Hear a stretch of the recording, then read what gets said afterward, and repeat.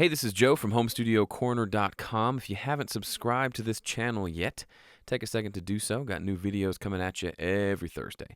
Today I want to talk about how to get away with using fake strings on a song, and in particular, how to do that using volume automation.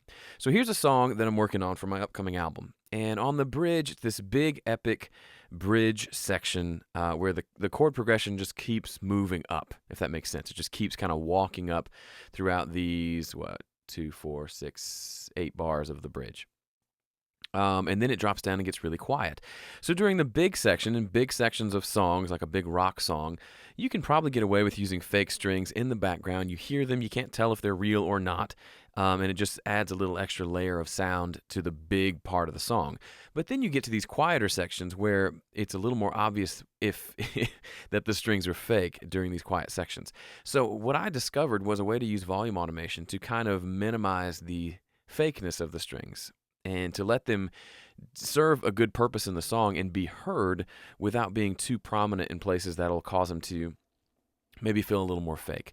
This is also kind of an exercise in using volume automation during the recording phase as opposed to waiting until the very end of the song. So let me show you what I'm talking about. I'm going to hit play, and first I'll just let you hear these string parts. These are string patches from my Motif keyboard. They're not bad, but they're not the best thing in the world. And it's 3 separate parts with 2 high parts panned left and right and 1 kind of lower cello sort of part holding down the bass line. So here's what that sounds like by itself, and then I'll bring in the music.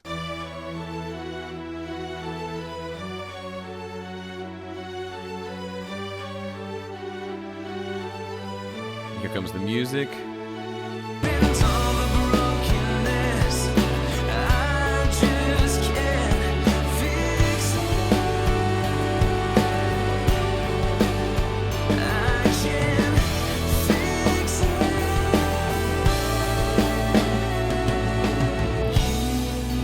So then, in this part of the song, it drops down dramatically in dynamic. It gets down to just 2 acoustic guitars and some vocals.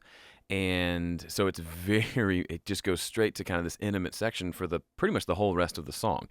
And if I leave, you see this volume automation here, if I turn that off and we just leave the strings at the volume they're at right now, let me see real quickly. Okay, if we leave the strings here, listen to how they just overwhelm the rest of the mix. They sat really well during that big section. You could just hear them as like a tickle in your ear, but then we get to this quieter part and they just stand out way too much.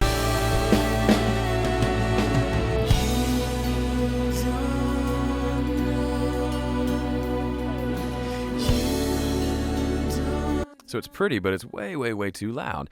Now, a normal process for me recording-wise would be to just leave it like that and probably just turn the strings down altogether while I'm recording everything else and getting the song ready for mixing, because it's too loud during this section. But I'd be missing out on how great the strings sound during this bridge, and I might forget they're there entirely.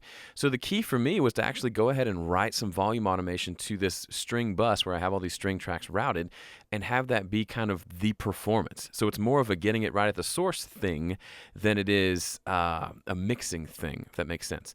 So listen to, as you watch the volume automation change, and I'll put this back into read mode, you'll see the strings drop out and they're much quieter. And then during breaks in phrases where the vocal stops to take a breath, the strings swell in for a second and then they drop down, then they swell in. You see these peaks are where the strings are kind of coming back in to remind us that we're there, but then dropping back to really, really, really quiet, so they don't get in the way of the vocal, and B, they're not, you don't hear the obviousness of the fakeness of the strings as much. So let me play you what that sounds like.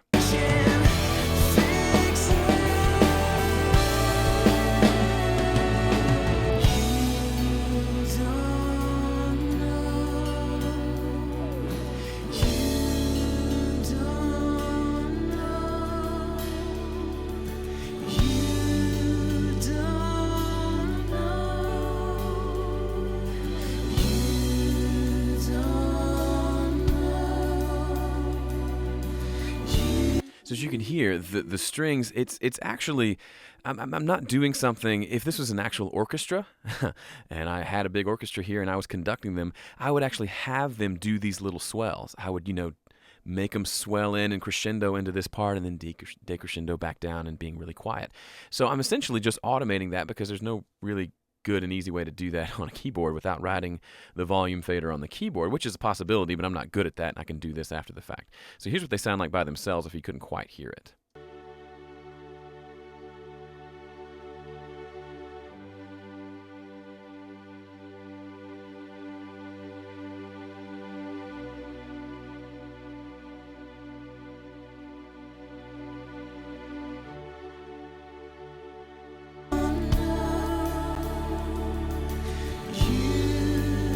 So it just breathes so much life into that string part, and it can sit there. It's not taking over that section. The section is still very soft and quiet, but look how much the strings are bouncing in and out, and then I've got a big long fade at the end to let them go away.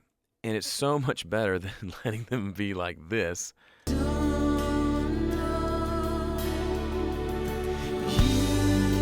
Where it's just too much. It's not musical, and it's a little embarrassing because they're not super real. So anyway, that's my tip for the day. If you have things like this, don't think of automation as something that you have to use at the end when you're mixing. If you have something that needs it right now, go ahead and do it, especially if you're going to be the one mixing it, or if you're going to print this for someone else to mix. I would rather send this off to a mix engineer, if someone else is mixing this, with these swells written to the file as opposed to hoping that he does that on his own. And it's more, like I said before, it's more of a performance thing than anything. So don't be afraid to whip out the automation early on even in the recording process. It'll end up making things more creative and giving you more ideas of other things to add, and it kind of releases you from kind of the stranglehold that a static mix sometimes gives you. Well, that's it for me this week. Thanks for watching and being a subscriber. See you next week with more fun in the audio world. Bye.